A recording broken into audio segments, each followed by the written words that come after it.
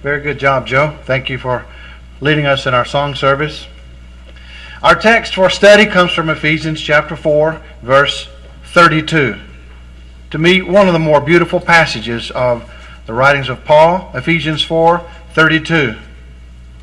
He tells us, brothers and sisters, and be ye kind one to another, tender-hearted, forgiving one another, even as God, for Christ's sake, hath forgiven you.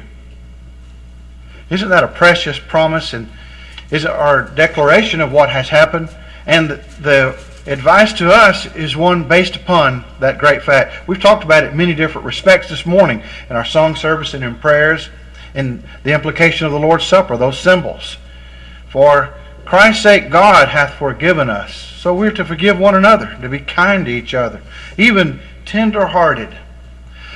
When we look at what's all around us today, we're reminded of what our people are thinking. And it's not this subject. News commentators, political platforms today from the major parties in our country, as well as even talk right here on the street, would lead us to believe that, well, it's the economy, stupid, as once was said to, I think, Bill Clinton many years ago. Well, they got the second part right, but it's not the economy necessarily. Our financial order is not the most important consideration at this time. Somebody says, no, it really has to do with foreign policy. Look at how we seem to be really failing in that respect today. We don't have a consistent one anymore. And the message we're sending to our friends and enemies is not the one that our forefathers would have intended that we would send. And we could go on and talk about all of those issues, but they are not the number one issue for our lives. As important as those things are. Religionists would say, that's right, we agree. What we need to do is to learn to have more self-esteem. That's taught in our secular schools as well. That's the most important thing. Be able to be at peace with yourself. Be comfortable with who you are. No, more moderate religious would say it's more than that. The family should be shored up and strengthened. We should build more stable marriages. And that would be important, of course. But that's not the be-all or end-all of our faith.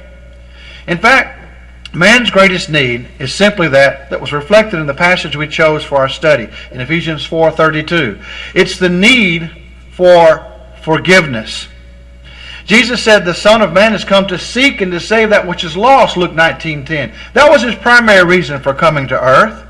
In chapter 8 and verses 36 and 37 of the Gospel of Mark, and we alluded to this in another parallel account this morning, Jesus asked, for what shall a man profit if he shall gain the whole world and lose his own soul? Or what shall a man give in exchange for his soul? These are rhetorical questions, and obviously the answer is there's nothing more valuable than our eternal soul. Psychology would be similar to this in saying, yes, we've isolated the root cause of so many of our neurotic disorders and even some forms of psychosis, and that usually stems from guilt feelings, they would say. They don't normally speak of objective guilt. They don't think it's necessarily real, but it's this emotional state whereby, well, our conscience plagues us. We've not lived up to a standard that we've adopted. And that is partly what guilt is. But there's another objective side. Guilt also does exist out there beyond my psyche, whether I'm aware of it or not. The guilt that I have in my life from failing to do the will of God. Guilt is, in fact, man's number one problem. And thus, the need for forgiveness. That's the solution to the problem of guilt. When I'm wrong against that holy God and His standard, I need Him to forgive me. Oh, how this is so elusive for our contemporaries. I was just thinking a moment ago when considering these thoughts, it's much a part of our popular culture as well. Not long ago, Clint Eastwood came out with a film, and I don't recommend it. It has some scenes in it that are not worthy of Christian principles.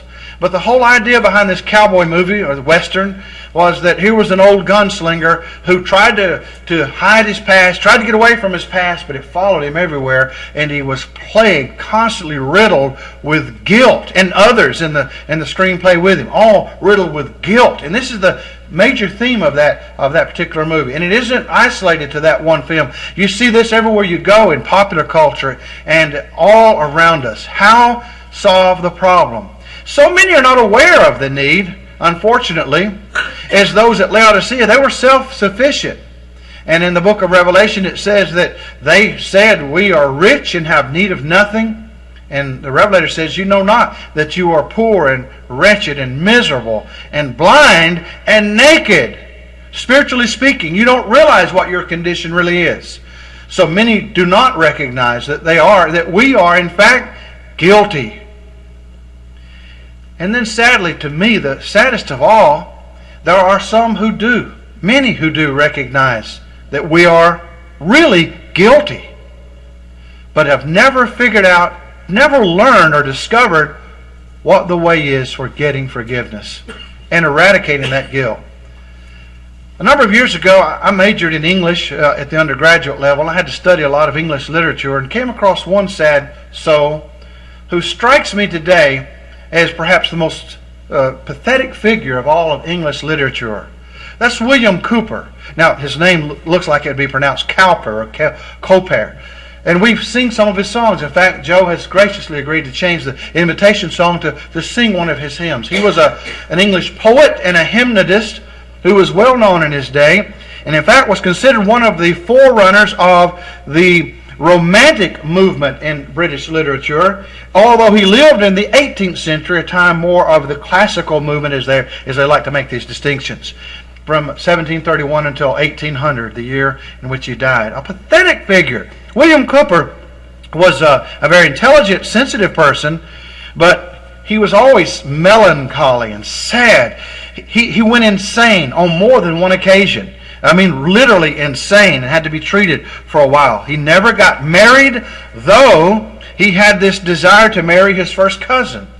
Well, as you can imagine, even in England at the time, that sort of thing was frowned upon, and his uncle, his cousin's father, did not like that idea and forbade it.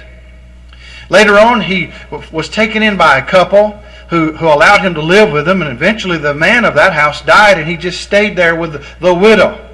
He was guilty of things he should not have been. He, more than 4 times, at least 4 times in his life, attempted suicide. And the thing that the authors about his life, his biography, always tell us is that everywhere, every day, William Cowper was scared of hell. He was influenced by a movement known then as evangelicalism.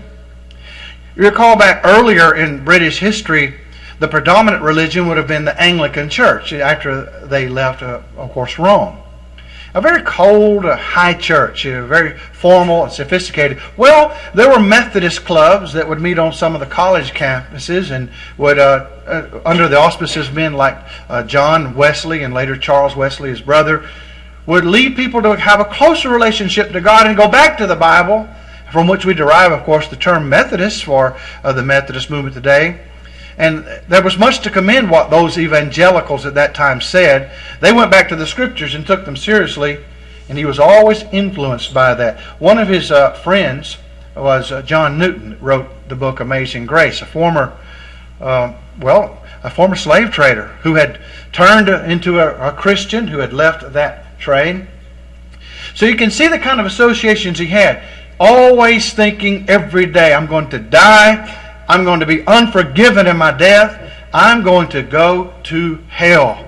And on one occasion, in fact, he tried to commit suicide. Some have tried to psychoanalyze him retrospectively and say the reason he tried to commit suicide was he felt like that would be a sufficient sacrifice for his guilt. There are some who have thought that and who state that as an intent when they've attempted it. He lived all his life in this horrific idea that I'm going to die and be lost. So far as we know, he never discovered it. He never figured out where the fountain of cleansing is, but he wrote about it. One of the most beautiful hymns in English literature